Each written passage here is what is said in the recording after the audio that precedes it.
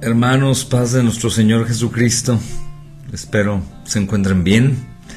Un pequeño pensamiento de algo que hemos estado estudiando en familia, mis amados hermanos, en nuestros devocionales familiares, que en oportunidades tenemos la bendición de tener 2 o 3, y cuando hay poco tiempo, hermanos, en el hogar, pues una vez al menos, hermanos. Y justamente hoy quiero compartir con ustedes algo que compartí hace poco tiempo con mis hijitos, mi esposa, hermanos, y está basado en 1 Corintios 15, 19. Para mí uno de los textos, el capítulo más precioso de la Escritura, hermanos, en el Nuevo Testamento, junto a muchos otros igual de preciosos y del mismo valor.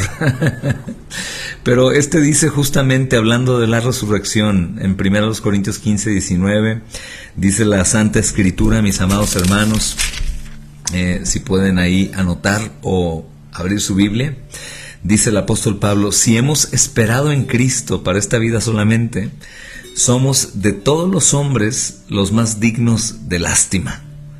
Amén.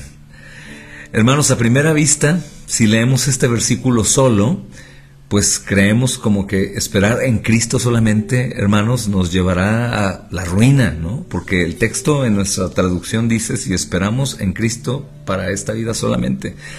Pero Pablo, hermanos, está hablando en un sentido un tanto sarcástico, porque está hablando de la resurrección. Justamente el texto dice: este es el evangelio que les he predicado, que Cristo murió conforme a las Escrituras y que resucitó conforme a las Escrituras. Él da por hecho la resurrección de Cristo, y ahora está retando justamente a aquella audiencia que cree que no existe la resurrección. Tal es el caso de los saduceos, por ejemplo, y muchos otros de la religión por obras, hermanos, o cualquier secta que no cree en la resurrección de los muertos. Pero Pablo, hermanos, está concluyendo la carta hasta el capítulo 58, versículo 58, hermanos. Pero él está concluyendo a raíz de los peligros que vive ahora, de su diario morir y de luchar contra las bestias, hermanos, que la vida que él ha escogido al seguir al Señor Jesús, hermanos, piensan que es una necedad. Pero obviamente, hermanos, él sabe que aunque para ellos esta vida es digna de lástima, si Cristo no resucitó, a él, hermanos, no le da mucha importancia, porque él tiene la plena seguridad de que Cristo ha resucitado. Si él no fuera a ser resucitado entre los muertos, pues él dice en este texto que acabamos de leer, hermanos, que sería el más digno de lástima junto contigo y conmigo. Imagina todo el tiempo, ¿no? En lo poco que hemos hecho para el Señor, que todo fuera en vano. Pero Cristo resucitó, hermanos. Si la muerte, por ejemplo, Pablo nos da a entender esto, hermanos, fuera el final del asunto, dice: pues comamos y bebamos porque mañana vamos a morir. Esto no significa, hermanos, que nos convirtamos todos en glotones y borrachos, porque ellos son dignos de lástima también, con o sin resurrección. Él se está refiriendo a lo siguiente: si no hay resurrección, hermanos, lo que tiene sentido es una moderación intermedia para maximizar los placeres terrenales temporales, porque esta será la única vida que tendremos, así que podremos hacer lo que sea. Y uno de los problemas más graves de la iglesia, hermanos, es que a pesar de que dice o profesa creer en la resurrección, vive como si Cristo no hubiera resucitado. Vivimos, hermanos, una y otra vez como si Él no hubiera resucitado. O sea, estamos corriendo la carrera con un poco de temor del final de nuestra vida. Sin embargo, el pensar en la resurrección, y es el por qué el Espíritu Santo, creo, inspira a Pablo en todo este capítulo 15, hablando de la resurrección, que para mí es el final de la carta a los Corintios, hermanos, aunque continúe una segunda carta. Es el fundamento del Evangelio. Si Cristo no resucita, hermanos, pues estamos perdidos. Pero si Él resucitó, ¿cuál es el contraste? Si pensamos en algo radical, si Él nos resucita, somos, hermanos, los más dignos de lástima, de lo peor de lo peor. Pero ¿qué al otro extremo si Él resucitó? Entonces, pensando en esto, hermanos, creo que lo que escoge Pablo no es tener solamente aprecio por la resurrección, sino que la resurrección lo haga radicalmente diferente a los hombres que no creen en la resurrección. Entonces, él está escogiendo, hermanos, sabiendo lo que esto conlleva, el sufrimiento, porque escoge la obediencia. La obediencia del cristiano mayormente atrae sufrimiento. Cuando Ananías vino a él, hermanos, en su conversión, con las palabras del Señor Jesús, algo maravilloso, el Señor le dijo a través de Ananías, porque yo le mostraré cuánto debe padecer por mi nombre. Es Hechos 9:16. Y Pablo aceptó esto, hermanos, como parte de su llamado. Le voy a mostrar cuánto debe padecer. Y hermanos, el olvidar la resurrección nos llevará justamente, hermanos, a que en el padecimiento nosotros nos sintamos frustrados como si Cristo no hubiera resucitado. Y el problema radical es el creer a medias en la resurrección o creer solo de dientes hacia afuera, hermanos. Pero la resurrección es un hecho no únicamente cristiano, es un hecho, hermanos, aún científico, lo sabemos, pero también por científicos que no creen en nuestro Dios, que han llegado a saber que ese hombre, hijo de María, hijastro de José, murió en la cruz y resucitó. A excepción de aquellos como los musulmanes que creen que sí fue un gran hombre y lo aman a Jesús, pero ellos dicen, no, él no murió ahí, él bajó antes de estar muerto o lo cambiaron por otro. Pero Pablo sabe que no, hermanos, que ese Cristo, quien lo llamó, hermanos, camino a Damasco, él justamente era el Cristo a quien habían resucitado, hermanos, después de que él aprobó y continuó después de la resurrección la persecución justamente, hermanos, de los cristianos. Entonces Pablo acepta esto como parte de su llamado, es la gracia irresistible, porque el hecho de haberse encontrado con él fue tan potente que no pudo resistirse al llamado al sufrimiento. Él no le dijo, Pablo, desde ahora serás el último apóstol y tú podrás hacer todas las cosas que yo hice en esta tierra, milagros, prodigios, sanidades de todo tipo, sino le dijo, le voy a mostrar cuánto tiene que sufrir por mí. Entonces, ¿cómo pudo hacerlo Pablo, hermanos? ¿Cuál fue la fuente de su obediencia radical? Cuando pensamos en la vida de Pablo tenemos que tener un tope, porque lo podemos poner como el superhombre inalcanzable. Y él dijo, imítenme a mí que yo imito a Cristo. Así que es como tú y como yo. Pero ¿qué es lo que había en la mente de Pablo? La respuesta se da, hermanos, en 1 Corintios 15:20. Cuando él responde al verso 19 que leímos, mas ahora Cristo ha resucitado de entre los muertos, primicias de los que durmieron, no murieron, durmieron, hermanos. En otras palabras, Cristo fue levantado y nosotros, hermanos, también seremos levantados con él. Si el peor miedo del hombre es el morir, por eso los hospitales están repletos, por eso las alternativas, hermanos, medicinales se buscan, por eso todos tratan de buscar el huir o el quitar el sufrimiento. Y aún en el cristianismo muchos claudican en su llamado por el sufrimiento. Sufrimiento porque no hay convertidos en una plantación, sufrimiento porque a los que servimos nos traicionan, sufrimiento por alguna enfermedad siendo un pastor, una esposa de pastor, un misionero, un hijo de pastor, etcétera, o cualquier tipo de sufrimiento. Huimos del sufrimiento por naturaleza, hermanos, y también huimos del sufrimiento por desconocimiento, ignorancia o por no creer al testimonio que Dios da en su escritura de que el que murió resucitó. Por lo tanto, ¿qué podemos temer? Así como él dice, somos los más dignos de lástima, entonces, ¿qué somos si él resucitó, hermanos? Pensemos en eso. Por lo tanto, ningún sufrimiento por Jesús era en vano para Pablo.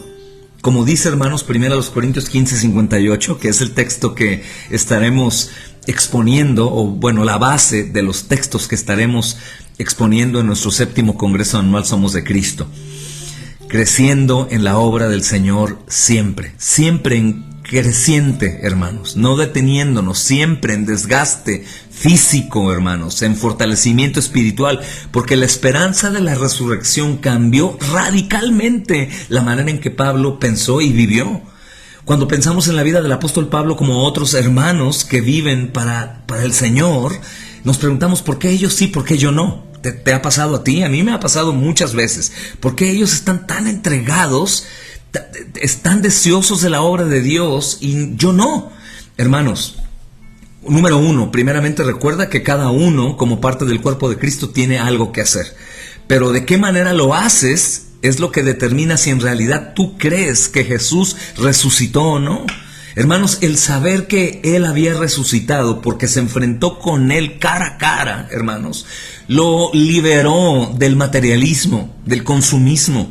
Lo libertó de la autoestima, hermanos. Él mismo dice que es fariseo de fariseos, que Él es un maestro de la ley, que no hay nadie como Él. A Él lo hizo, hermanos, un siervo de tan bajo rango que murió decapitado, hermanos. Y justo Apocalipsis dice que los que mueren decapitados tienen lugares especiales con Cristo cuando mueren por Él de esa forma. Entonces esto le dio el poder a Él, hermanos, para vivir sin muchas de las cosas que mucha gente siente que necesita tener para esta vida. Por ejemplo, hermanos, a pesar de que Él tenía derecho a casarse, como nos dice 1 Corintios 9:5, Él renunció a este placer, a este regalo, porque fue Él llamado, hermanos, a padecer mucho sufrimiento. Aún, hermanos, Él no contó con la bendición de tener una ayuda idónea. ¿Por qué renunció si Él podía tenerlo? Porque Él sabía, mis amados hermanos, que el tener también una ayuda idónea es también tener a alguien a quien cuidar, proteger, proveer, sustentar, ayudar, discipular, y su llamado había sido al sufrimiento, a entregarse por completo sin que nada ni nadie lo detuviera. Hermanos, el Señor Jesús dijo que esta era la forma en que se supone que la esperanza de la resurrección va a cambiar nuestro comportamiento. Por eso, cuando tú tienes tal vez algún mal pensamiento con respecto a tu llamado, a tu persona, a tu fe, a tu cristianismo, por favor te ruego que examines qué tanto tú crees en la resurrección de Cristo. Por ejemplo, hermanos, Él nos dijo que nos iba a invitar, hermanos, a un banquete celestial con Él, en carne. Él volvería a cenar con sus discípulos, ahora con todos los que son suyos, hermanos. Es maravilloso, mis amados hermanos, pero a su vez también es algo que cuesta trabajo por la carnalidad que existe en nosotros, mis amados hermanos, y todo aquello que nos es estorbo en esta vida para poder ver la gloria de la resurrección y no solamente vivir bajo la sombra de la tumba del Señor crucificado, en donde Él, hermanos, está obviamente confirmando que murió en la cruz para redimirnos. Hermanos, Él nos dijo que invitáramos a nuestra casa a quienes no podían devolvernos el favor en esta vida. Él nos dijo que amáramos al enemigo. Hermanos, Él nos dijo que fuéramos y pidiéramos perdón a aquel que nos había hecho daño. Él nos dijo, hermanos, que nos despojáramos de todo lo que tuviésemos para darlo a los demás, que fuéramos el segundo lugar y no el primero. ¿Cómo podemos ser motivados a hacer todas estas cosas que el hombre meramente natural no puede hacer? Tú, amado, amada, serás recompensado en la resurrección de los justos, dice Lucas 14:14. Y este es un llamado radical a examinar en detalle nuestra vida actual para ver si está modelando de acuerdo a la esperanza de la resurrección de Cristo, si está moldeada por esta creencia, hermanos, porque tomamos decisiones siempre basándonos en la ganancia en este mundo o la ganancia en el mundo que sigue. Muchas veces sucede eso, hermanos. Lo que hago, lo hago basándome en la ganancia que voy a obtener o la ganancia que puedo obtener en el mundo siguiente. ¿Tomamos riesgos acaso, hermanos, en honor al amor que solo se entendería como una decisión sabia si es que hubiera resurrección? Como dudando, si es que hay resurrección, entonces haré esto, por si acaso si hay resurrección. ¿Sabes, hermano?